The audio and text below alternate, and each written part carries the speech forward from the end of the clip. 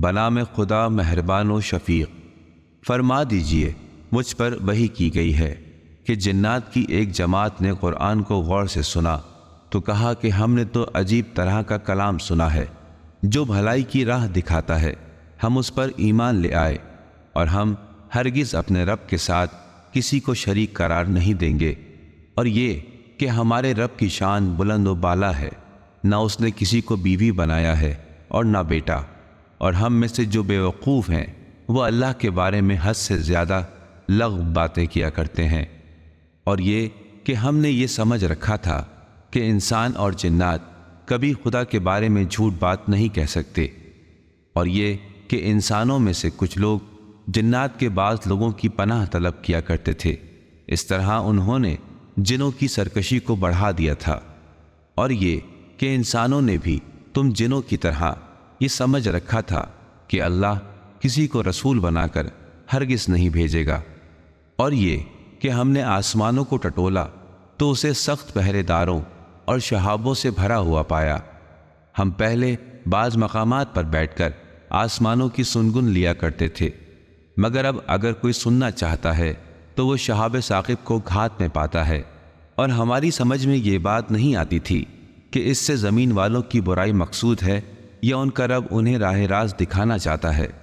اور یہ کہ ہم میں سے کچھ لوگ صالح ہیں اور کچھ اس سے فروتر ہیں، اور ہم مختلف گروہوں میں بٹے ہوئے ہیں۔ اور یہ کہ ہم سمجھتے تھے کہ ہم نہ تو زمین میں اللہ کو عاجز کر سکتے ہیں اور نہ ہی بھاگ کر اسے ہرا سکتے ہیں۔ اور ہم نے جب ہدایت کی بات سنی تو ہم اس پر ایمان لے آئے، لہذا جو اپنے رب پر ایمان لائے گا تو اسے نہ نقصان کا خوف ہوگا اور نہ ہی ظلم کا۔ اور یہ کہ ہم میں سے کچھ اطاعت گزار ہیں اور کچھ حق سے برگشتہ، پس جنہوں نے اسلام کا راستہ اختیار کیا تو انہوں نے نجات کی راہ پالی، اور جو حق سے منحرف ہیں وہ جہنم کا ایندھن بننے والے ہیں۔ اور اگر یہ لوگ راہ راست پر برقرار رہتے تو ہم انہیں وافر پانی سے سیراب کرتے تاکہ اس نعمت سے ان کا امتحان لے، اور جو بھی اپنے رب کے ذکر سے منہ موڑے گا تو وہ اسے سخت عذاب میں مبتلا کر دے گا۔ اور یہ کہ جائز سجدہ اللہ کے لیے مخصوص ہے، لہذا تم اللہ کے ساتھ کسی اور کو نہ پکارو۔ اور یہ کہ اللہ کا بندہ جب اسے پکارنے کے لیے کھڑا ہوا تو قریب تھا کہ ہجوم اس پر ٹوٹ پڑے۔ اے نبی، آپ فرما دیجئے بس میں تو صرف اپنے رب کو پکار رہا ہوں اور اس کے ساتھ کسی کو شریک نہیں بناتا۔ اے نبی، آپ فرما دیجئے کہ میں تم لوگوں کے لیے نہ تو کسی نقصان کا اختیار رکھتا ہوں نہ ہی بھلائی کا۔ فرما دیجئے کہ مجھے اللہ کے عتاب سے کوئی اور نہیں بچا سکتا، اور نہ ہی میں اس کے سوا کوئی جائے پناہ پاتا ہوں۔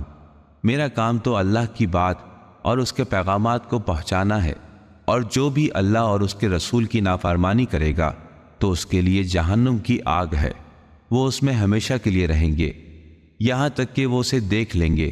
ان سے جس کا وعدہ کیا گیا تھا تو انہیں پتہ چل جائے گا کہ کس کے مددگار کمزور ہیں اور کون تعداد میں کم ہے۔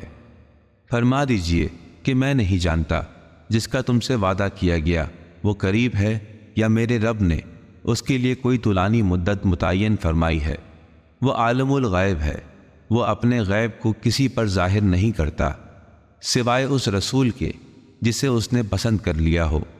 وہ اس کے آگے اور پیچھے محافظ لگا دیتا ہے تاکہ وہ جان لے کہ انہوں نے اپنے رب کے پیغامات پہنچا دیے جو کچھ ان کے پاس ہے۔ اللہ نے اس کا احاطہ کر رکھا ہے اور ہر چیز کو شمار کر لیا ہے۔